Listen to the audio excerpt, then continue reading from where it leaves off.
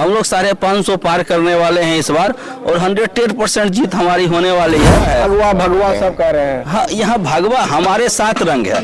हम हर एक रंग के साथ हैं। हमारे जो नेता हैं उस तरीके के नेता हैं, जब भी आपको जरूरत हो, चाहे जिस भी परिस्थितियां रही हो, चाहे वो आंधियां हो, तूफान हो। तूफान में मसाल बुझता भी है। नहीं, जनरल सेक्रेटरी या संजीव कुमार वो अच्छा परफॉर्मेंस देता है। उसका बोलने का लहजा, बात करने का लहजा बहुत अच्छा है और हर वर्ग को मिला के चलता है, सबको मिला के चलता है और इसमें कहीं कोई डाउट नहीं है कि अब की बार 600 पार। 600 पार। 600 पार। अच्छा। ये हमारा नारा नहीं है, ये नारा वर्कमैनों का नारा है। जो वर्कमैन हमारे वोटर हैं वो अब की बार 600 पार, 696 मतदाता हैं और उन लोगों की तरफ से ये नारा आ रहा है कि अब की बार 600। आशा ही नहीं, पूर्ण विश्वास है कि हमारी जीत सुनिश्चित है। और हमारी टीम संजीव जी के नेतृत्व में वर्कमैन के हक हकूक़ की रक्षा की है, इसलिए हम आशा करते हैं कि वर्कमैन हम बीटीएमयू में विश्वास कर रही है। 7 साल लगातार हमने अपने एम्प्लाई के हर सुख दुख में हमेशा हर वक्त खड़ा मिले हैं, इसलिए एम्प्लाई का मनोबल ऊंचा है। हमारा जो नेतृत्व करता है वो अभी जो हमारे पास नेतृत्व करता है वो बहुत ही मैच्योर्ड नेतृत्व करता है। उसको पता है कि गोटी कहां पर पिलेगा, स्ट्राइकर की चोट किस तरह से उगेगा कि डूबेगा।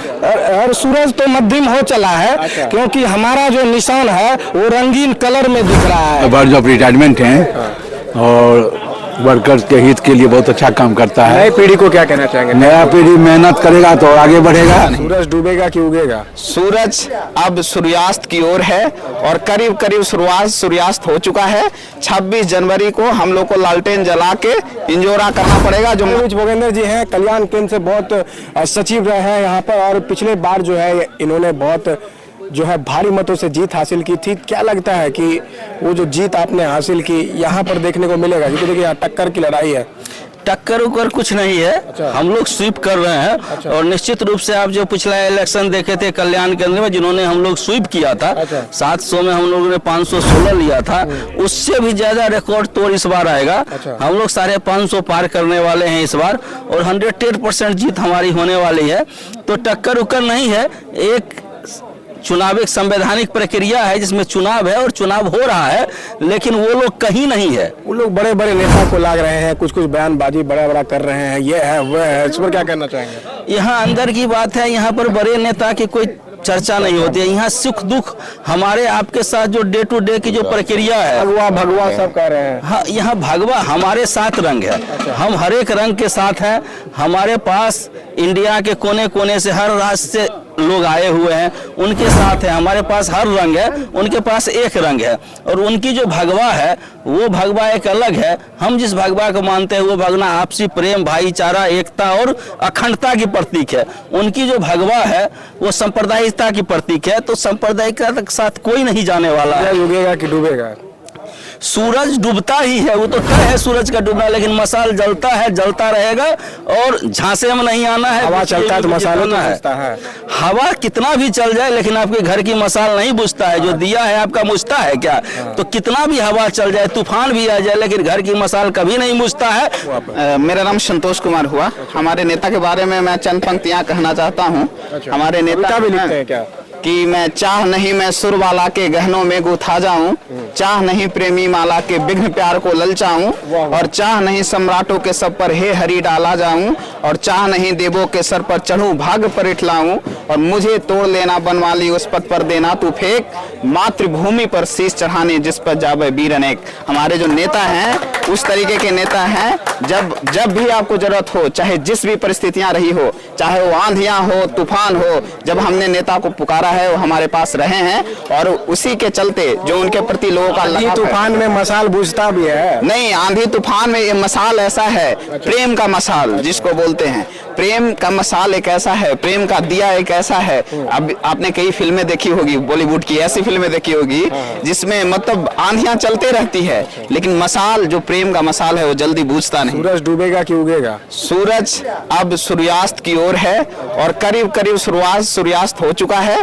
26 जनवरी को हम लोग को लालटेन जला के इंजोरा करना पड़ेगा, जो मसाल के थ्रू हम लोग करेंगे। हम चुनाव जल्दी लेके आए। अच्छा। ये कॉन्फिडेंस क्यों है? वो लेके आए कि आप लेके आए हैं? वो उनको, मुझे लगता है वो लेके, आप लोग का नियम है कि जो सामने वाला चैलेंज करता है तब चुनाव होता है, तो अभी तो लगता है वही लेके आए ना, अब तैयार हैं आप लोगों को हराने के लिए। देखिए ऐसा, चूंकि आप लगता है पूरी बात ध्यान से सुने नहीं, जो प्रोसेस है, प्रोसेस में इन्होंने लिखा, लिखने के बाद चूंकि ये आपस में टूटे हुए थे, इनका 2 फ्रैक्शन था, 2 फ्रैक्शन के कारण चुनाव नहीं हो रहा था। जो श्रम मंत्रालय ने 2022 में चिट्ठी दी कि हम चुनाव नहीं करा सकते क्योंकि श्रमिक विकास परिषद में 2 फांक है।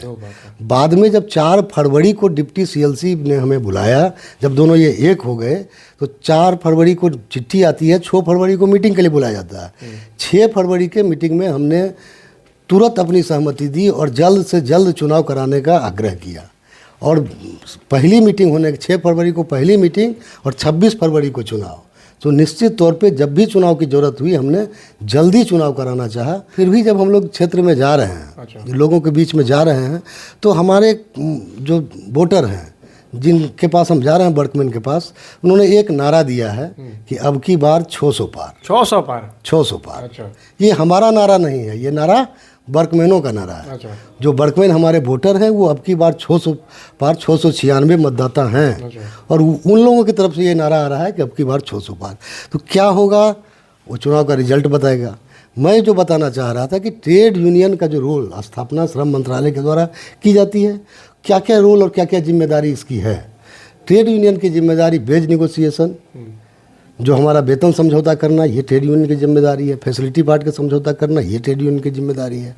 ट्रेड यूनियन की जिम्मेदारी जो क्वार्टर अलॉटमेंट होता है जो टाउनशिप के अंदर, टाउनशिप की रख रखाव, रिफाइनरी के चेक एंड चेंज जहाँ कामगार बैठते हैं, जो उनका वर्किंग, उसका देखभाल करना, और ये सब ट्रेड यूनियन का काम है। तो हमने देखा क्या है कि एक बेहतर वेतन समझौता हम लेके आए। फैसिलिटी पार्ट में जो बाकी सुख सुविधाएं मिलती है उसके बारे में, तो आज तक जो सपना हुआ करता था, और 39 महीने के कार्यकाल में श्रमिक विकास परिषद ने जो आए थे पिछली बार जीत के, वो 2011 में, तो जो सपना वो दिखाए थे कामगारों को, वो सुविधाएं हमने दिया। ये 15 और 17 दो लगातार चुनाव के बाद ये सुविधाएं हमने कामगारों को दी।